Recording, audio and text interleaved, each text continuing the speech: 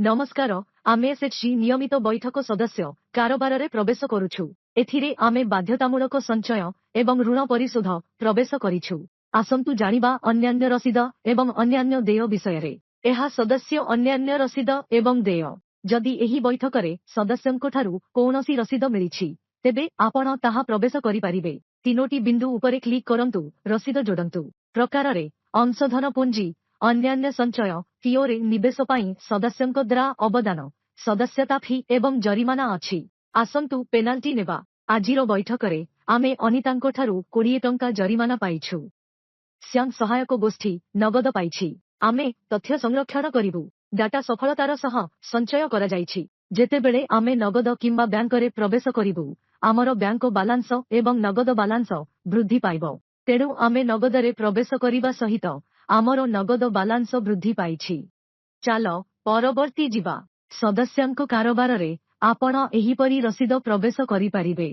अन्य देय पाई तीर उपरे क्लिक करंतु।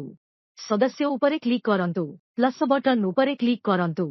सदस्यंको नाम अनिता, बबिता। चालो एहा करिबा। देय प्रकाररे केवल दुईटी कार्य अछि, अनुदान दान किंबा लाभांश प्रदान। जदि आमे लाभर कौनसी अंश किंबा अनुदान देउछु तेबे आमकु एक एंट्री करिबाकु पड़िबो।